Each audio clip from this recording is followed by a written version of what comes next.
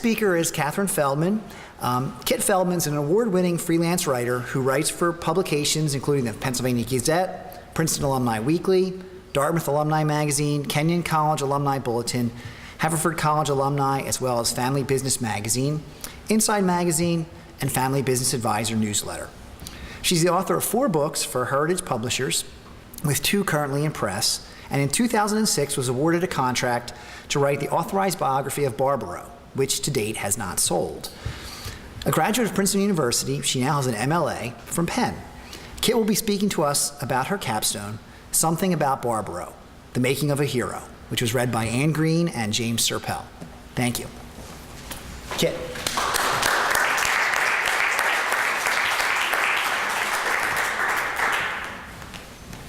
Actually, I thought I was your only problem student. Black Beauty, National Velvet, Seabiscuit, Secretariat. Great horses are part of the collective American consciousness. In fiction and fact, we fall in love with their power, their stamina, their speed, and their hearts.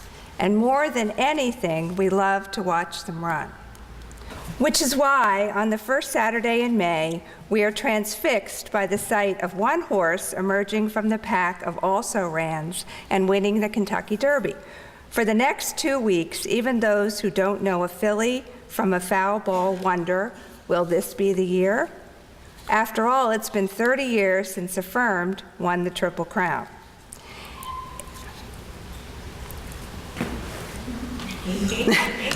In 2006, it seemed that all the ingredients were in place. An undefeated colt won the Derby by 6.5 lengths, the 5th largest margin of victory ever, and had the pundits invoking Secretariat. The horse was owned by 30-year veterans of the sport, highly respected in the industry, trained by a legendary superstar who had also survived a plane crash, pulling 3 children to safety, and ridden by a jockey who knew in his heart and his hands that he was aboard a special mount. Until it all fell apart 100 yards into the Preakness while we watched and wept for what should have been. Those are the first 3 paragraphs of an article that I wrote for the summer issue of the Pennsylvania Gazette. The horse in question was, of course, Barbaro, and the article marks the beginning of what would become a 3-year journey in which I covered his story as a journalist, and which, for the moment, culminates in this thesis. It's been quite a ride, but for now, let's pick up the story where I did.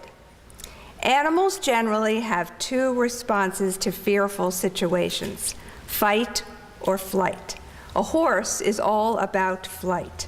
The fact that Barbaro's jockey, Edgar Prado, was able to bring this frightened 1,000-pound racehorse running at about 40 miles per hour to a stop is remarkable. The fact that the severely injured horse stood still and allowed human handlers to help him is one of the reasons that veterinarians recommended that he not be euthanized on the spot, the usual reaction to an injury as life-threatening as his.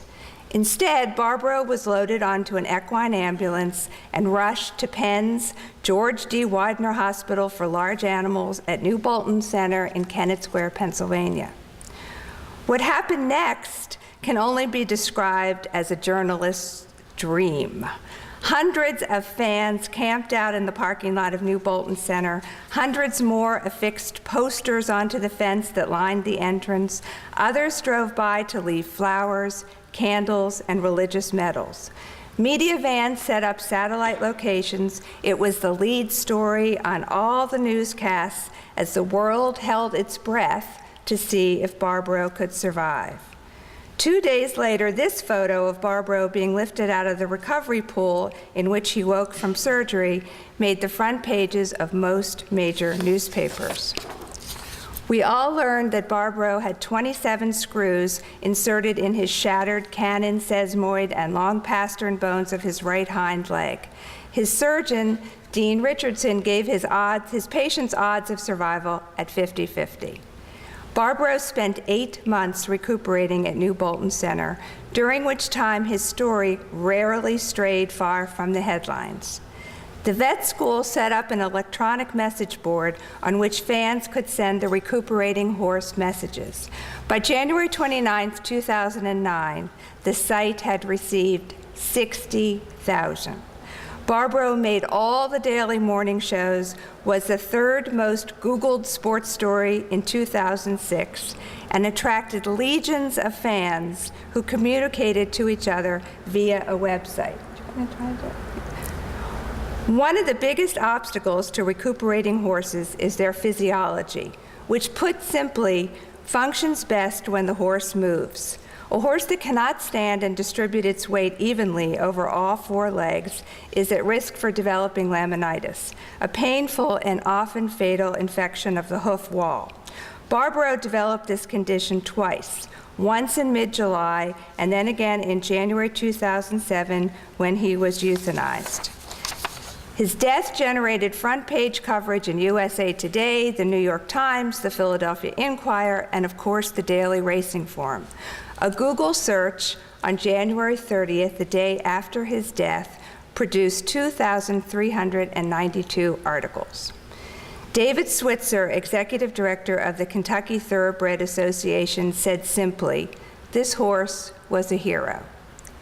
But was he? If so, what kind of hero was he? When did he become one and why? Was Barbaro a hero because he broke his leg and was given a chance to survive, or because he won the Kentucky Derby? And who bestowed this title upon him? The media, the public, or both? Have other racehorses worn this mantle? And if so, how did their heroism compare to Barbaro's? And ultimately, what does it say about us that we make a horse a hero? What does it say about our relationship to animals and to our larger society? These are some of the questions that haunted me as I covered the Barbaro saga and watched it continue even after he died. And these are some of the questions that I set out to answer in my capstone. This is a tricky slide. Ultimately, I reached the conclusion that there were several factors that contributed to what I call the Barbaro phenomenon, including the changing concept of the American hero. Slide, hit it again. Again. Right. And the means by which their deeds are communicated. Again. No, another one. Good. Barbaro was not the first American thoroughbred to have been called a hero. Seabiscuit and Secretariat shared the title, and I thought it was important to compare their heroics with Barbaro's to see where each of them fall on the hero trajectory. But perhaps the most important factor that I uncovered is something that I called the injured animal syndrome. The fact that an animal in distress triggers compassion, sympathy, and a strong instinct to try and help. While this response is routinely associated with companion animals, I believe it is equally applicable to larger animals. The horse Comanche, the only survivor of Custer's last stand, and Sefton, a horse in the Queen of England's household cavalry that was injured by an IRA bomb in 1982, were both injured animal survivors. Of course, okay. The media played a tremendous role in the depiction of not only Barbaro, but of all equine heroes. But in the case of Barbaro, I do not feel that it was solely the media who made him a hero. In direct contrast to Lance Straight's contention that heroes who come of age in the electronic age rise and fall from grace seemingly overnight, Barbaro's story has literal and figurative legs. That statue dedication is from a little less than a month ago. There's clearly something about this horse. So let us take these points briefly, one by one. I'm holding out for a hero, sang Fiona in Shrek. He's got to be tall, he's got to be strong, and he's got to be larger than life. It turns out that she was describing a classical hero, the proverbial white knight on his white charger. Classical heroes are what Walter Ong describes as culturally large or heavy figures like Odysseus, Achilles, or Oedipus. They use their talents to overcome adversity and, most importantly, inspire admiration and veneration. Men like U.S. air pilot Chesley Sullenberger, who safely landed an engineless Airbus on the Hudson River, or the firefighters who charged into the burning towers, personify modern heroes. They are, as Lance Straight says, realistic mortal figures, not of worship, but of admiration. Today, anybody has the potential to be a hero. Our heroes still perform extraordinary deeds in challenging circumstances, but they may perform these deeds with their brains as well as their brawn. Today, says Dixon Wechter, the new hero claims to be both Superman and everyman. Even though we recognize our heroes as human and no longer endow them with qualities derived from a universal belief system, we still want our mortal champions to ascribe to higher standards by possessing extraordinary talents that inspire extraordinary deeds. This tension is not unlike the one that attracts us to horses in the first place, the conflict between what Elizabeth Lawrence called the wild and the tame, and is further illustrated by the horses that we choose as heroes. Certainly Seabiscuit, the little horse that could, who captured the imagination of the American people during the Great Depression, became, as Laura Hillenbrand notes, an idol for a nation in dire need of a hero. Seabiscuit had a remarkable career, racing until the age of 7. He overcame his physical limitations to defeat some of the greatest horses of his time, including War Admiral in the famous 1938 match race. He traveled from coast to coast, winning the hearts of down-on-their-luck Americans who were inspired by the power of his persistence. Ironically, Seabiscuit, the working-class hero, and his nemesis, War Admiral, were both descended from man-o'-war, the closest thing American racing has to royal pedigree. In physical appearance and work ethic, Seabiscuit symbolized every man. But his pedigree and the universality of his tale are reminiscent of the classic hero myth. Seabiscuit does not fit neatly into one category of hero or the other, because above all, he is the symbol of the essence of the American dream, that success is available to anyone who is willing to work for it. Americans love an underdog, even if he is a horse. If Seabiscuit was part everyman, part Superman, Secretariat was a throwback to the classical hero. In physique and accomplishments, Secretariat, the 11th Triple Crown winner in history, was the epitome of the larger-than-life chiseled athlete. There is a famous quote about Secretariat from Jim Reno, who created a life-size bronze of the horse. "It's like God said, you think you've seen horses? I'm going to show you a horse." And then he built Secretariat. The week before he won the Triple Crown, Secretariat made the covers of 3 major magazines. After his victory, Secretariat became a hero to a nation in the throes of social and political upheaval. If Seabiscuit is remembered as a symbol of the American dream in the midst of the Depression, then Secretariat is remembered for winning the Triple Crown at a time when attaining such a classical achievement was associated with everything established and old school. Clearly, both horses were diversions at times of political and economic unrest, but their legacies are more about the American vision of the ideal than about the realities of their respective eras.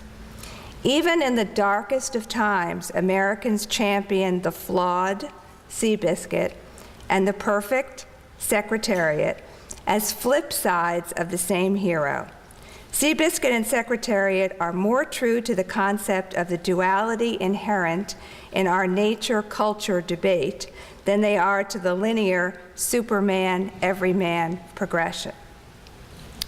Nowhere is this duality more evident than in the depiction of Barbaro, who with a single tragic misstep was transformed live on national television from a superstar athlete to an injured animal fighting for his life.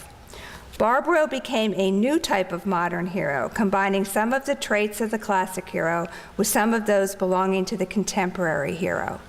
He is celebrated both for pursuing great and noble deeds, as well as for failing in this pursuit, and in the process trying to survive the vagaries of everyday life. There were two other horses who survived life-threatening injuries and became heroes of their time. The first was Comanche, the lone survivor of Custer's last stand, who became a symbol of a grieving nation. The second was Sefton, who was severely wounded by an IRA bomb that exploded when he and his unit were en route to perform ceremonial duties. The injuries to the horses, rather than the loss of human life, became the focus of media attention, and Sefton, in particular, became a symbol of the event. The response from the nation and the world was overwhelming. People sent fruit, cards, and 250,000 polo mints when they learned the candy was his favorite. Daily bulletins were released on the horse's condition. His stall was bedecked with cards and pictures. Cash donations poured in, and people prayed for his recovery. Sound familiar? Barbaro clearly was the modern incarnation of the equine survivor, and while the development of the media surely increased his fame, his story demonstrates the continued appeal of the theme of survival. Yet I think in Barbaro's case, his appeal was based on more than just survival, and may hinge upon his transformation into our national sick pet. The transformation took some time. 2 days after surgery, the strapping colt was adjusting to his life as a patient. He's doing all the things a horse should do, reported his surgeon, including eating and nickering at the mares near him. Except for a cast on his leg, Barbaro was a strong athlete, still in peak condition and very much a racehorse. In mid-July, Barbaro developed laminitis in his left hind foot, along with an infection in his pastern joint. Multiple surgeries were required to clean out and replace some of the hardware in his leg and change his casts. From that point on, he had to recover from 2 significant injuries, and he suffered from a dramatic decrease in his physical condition that left visitors shocked. To see the ailing Kentucky Derby champion Barbaro graze in a backyard at the University of Pennsylvania's New Bolton Center is to barely recognize him, noted USA Today. Indeed, when Barbaro's cast was removed in November and he was led outside for national news crews, the hitch in his giddy-up that Richardson has predicted was very evident. It was clear that he would never run again. And while the industry mourned the loss of a champion racehorse, thousands of animal lovers were inspired by his recovery and continued to follow his story. To them, the fact that he was alive was enough. Barbaro's transformation from athletic superstar to handicapped companion animal was not linear or rapid, but it was cumulative. With every medical setback, he lost more of his innate hoarseness and became a literal and figurative shadow of his former self. And yet, the more Barbaro morphed from a muscular superstar to a semi-docile pet, the easier it was for animal lovers to latch onto his story. Certainly, this identification is similar to the public's fascination with both Comanche and Sefton. Comanche, Sefton, and Barbaro became tangible and often conflicting symbols of the events that wounded him. Comanche and Sefton, in surviving acts of war, did not make the events surrounding their circumstances any less tragic, but did enable the people who witnessed them to move on, to rebuild, and to somehow make sense of the injustices that man perpetrates on himself. Barbaro, however, in succumbing to the ravages of laminitis, a disease that only afflicts horses, reminds us of the limits of our abilities to fix what we have broken. We could repair his leg, but we could not eliminate the fact that he was a horse. It is this duality that reflects not only the sport of thoroughbred racing, but also where we are in our evolving definition of animal rights. We are caught between what Bernard Unti refers to as a static view of humaneness, that animals are ours to use so long as we do so humanely, and a more dynamic model in which animals are used humanely, but we actively seek to reduce, mitigate, and eliminate their suffering, and when possible, their deaths. Which may be why, as a nation in need of heroes, we latched onto an injured horse in the first place.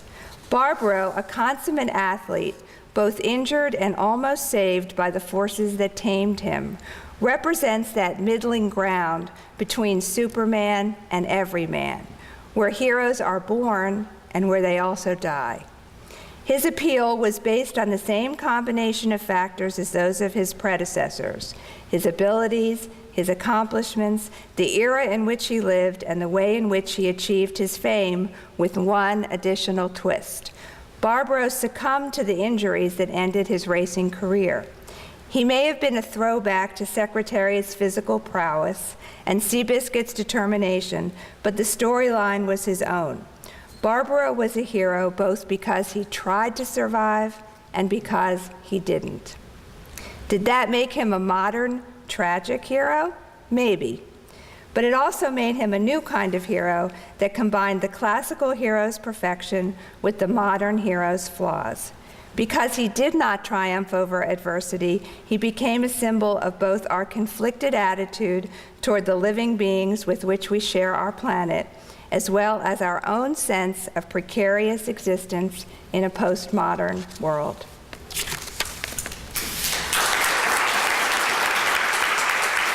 Thanks for being my guide.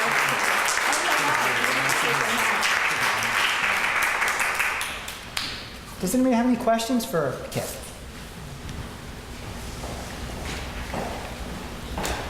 Yes, good. Could it be that animals, are put so high in this scheme of things because it's kind of a safe zone for humans, because it's a condition in which it could not possibly happen to them because they're not a horse. Whereas when we have fellow human beings that maybe enter into the realm of Barbaro, that it's harder to get that sort of coalition of protagonism on the part of human societies, because everyone's a little scared that it could happen to them. Partially, probably. And also, Chris was the one that pointed out there's also a big difference between, we can, of course, euthanize animals, which we don't do to people. And I think that's a huge factor. Chris was the one that pointed that out. Animal studies is a fascinating area, and there are so many different aspects of it. But it's, it's a very we're very conflicted in the animals that we eat or we wear. It's complicated. It's very complicated, and I think it's reflected in this, the kind of animals that we make heroes. Thanks.